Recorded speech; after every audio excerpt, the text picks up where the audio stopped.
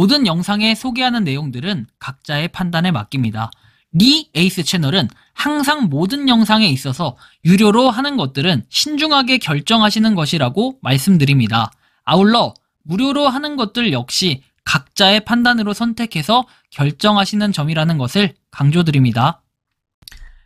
안녕하세요, 리 에이스입니다. 자, 여러분들, 이번 시간은 반감기가 생각보다 선방을 했습니다. 파이코인 2024년에 메인넷 가능성과 이 목표에 대해서 한번 살펴보도록 할 겁니다. 영상을 한번 끝까지 보시면서 또 파이코인에 어떤 소식들이 있었는지 살펴볼 수 있도록 할게요. 자, 일단 그 전에 시황 분석이라는 게 사실 의미가 있을까요? ETF 관련해가지고는 지금 여러가지 내용들이 나와요. 1월 초, 이번 주, 다음 주에 ETF 승인에 대한 이런 기대감들이 굉장히 많은데, 요거에 대해서 뭔가 모멘텀이 일단 미국 시장에서는 어떻게 됐습니까? 계속 거의 마이너스로 떴기 때문에 이런 것들 때문에 약간 그 급락세를 보이다가 지금 또 다시 회복하는 이런 모습이 좀 있어요. 그래서 ETF 승인이 되고 나면은 아무래도 예상대로 가격은 올라갈 것 같은 이런 전망들은 보이긴 하지만 아직까지는 좀 신중하게 볼 필요가 있다라는 이제 개인적인 좀 의견을 드리고요.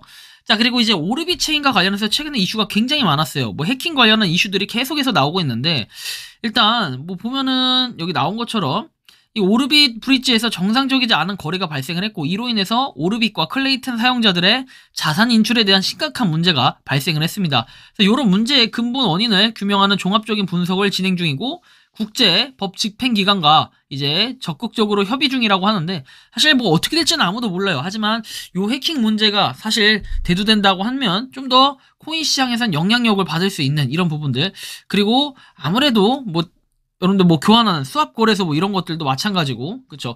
약간 불안한 느낌들이 좀 있을 것 같아요. 브릿지 거래소 같은 경우에는, 브릿지 같은 경우에 특히 이제 그럴 가능성들이 있기 때문에 살짝 그런 불안감적인 요소는 분명히 존재할 것이다. 이런 거는 좀 살펴볼 수 있겠고. 다음 내용, 파이코인에 대해서 본격적으로 보면은, 날이 밝아오자 우리는 감사 낙관으로 2024년을 맞이한다.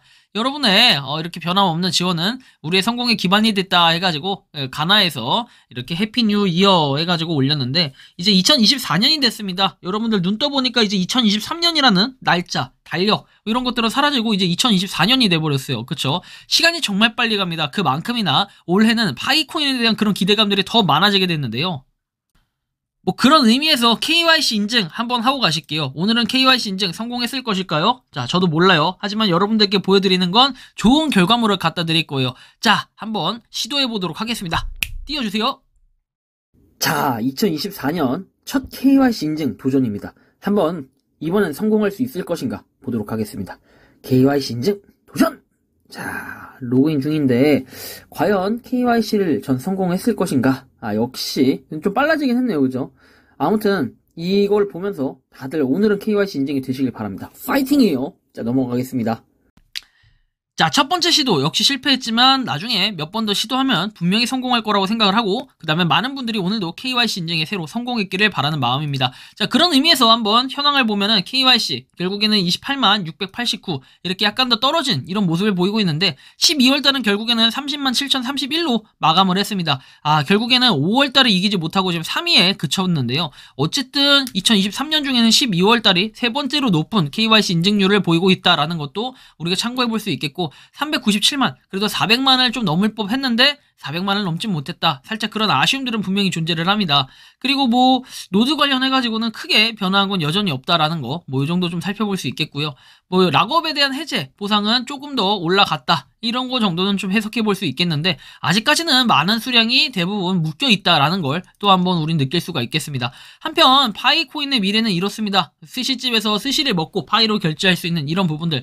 물론 여기는 이제 파이코인 100% 결제 매장은 아닌 것 같아요. 이제 어저께 살펴봤던 그 외관 스시동가 그쪽이 아닐까 싶긴 한데, 아무튼 저런 것도 볼 수 있겠고, 현재 2단계에 있는 사람은 누구냐? 스스로 댓글로 스크린샷을 공유해라 했지만 방금 전에 저 같은 사람을 바로 보다 이런 경우를 뜻한다라는 거겠죠. 자, 그래서 어쨌든 이런 부분도 우리는 살펴볼 수가 있겠고요.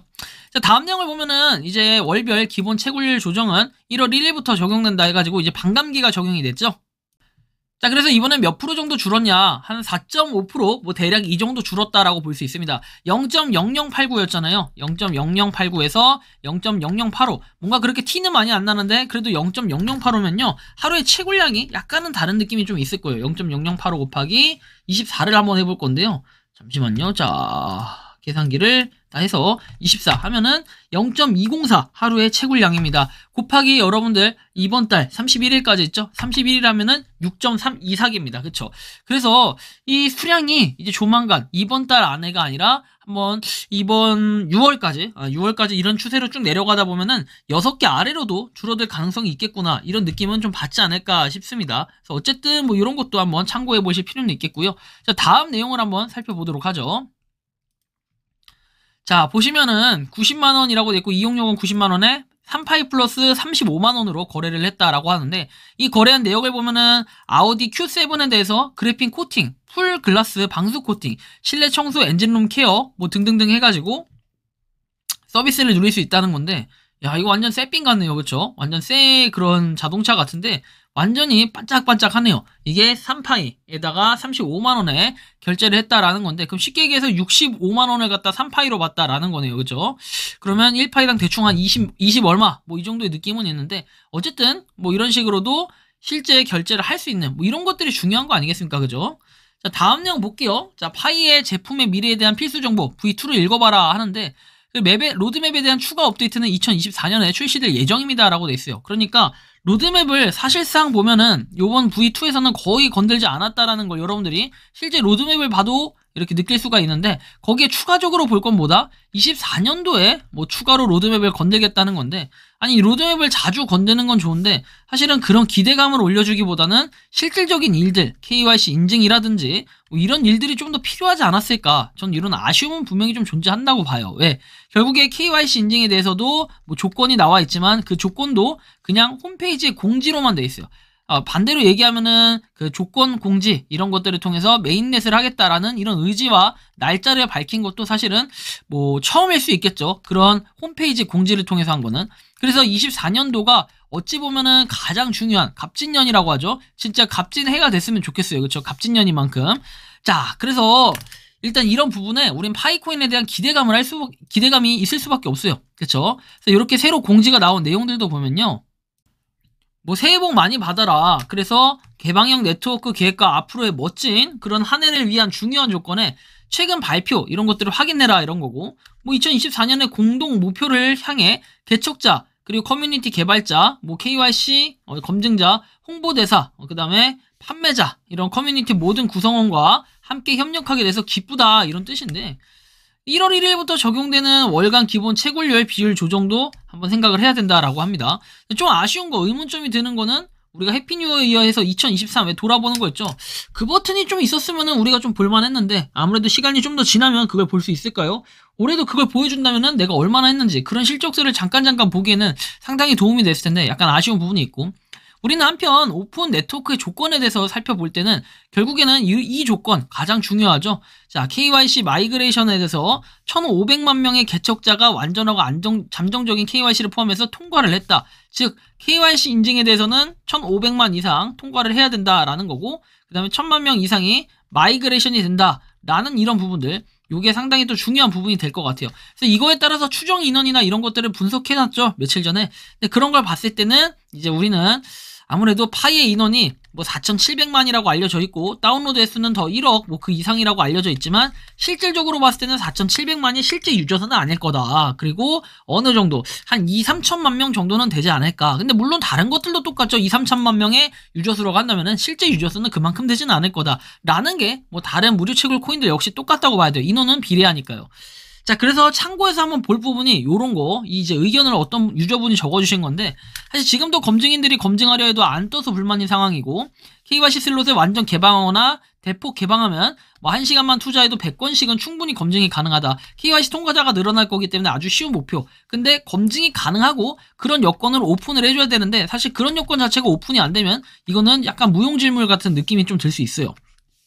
그리고 KYC와 직접적으로 연관이 돼 있는데, 자, 약 400만이고 목표까지는 600만 계정이 나왔다라고 돼 있는데, 과거 하루에 10만 건씩 마이그레이션 진행하더라도 60일이면 가능한 수치다. 맞아요. 충분히 60일이면 가능한 수치인데 과연 10만 건씩 꾸준히 되냐? 이제 이게 의문점이 들어요. 그래서 확률상 봤을 때는 3월 14일 뭐 이때 가능성도 제기를 할 수 있겠지만 실제로 KYC 인증이 1,500만 명까지라는 그런 진입장벽으로 봤을 때는 3월 14일은 전 힘들다라고 보고 6월 28일 정도로 보고 있어요. 뭐 이것도 빠르게 됐을 텐데 어쨌든 올해 안에 저 목표 달성 1,500만 명, 그쵸? 그리고 1,000만 명. 이런 목표에는 올해 안에는 달성 가능성은 충분히 있다. 충분히 있는 게 아니라 여유롭게 달성을 한다. 다만, 아까 봤던 이런 100개 앱. 사실 이게 가장 장벽이 될 거예요. 왜?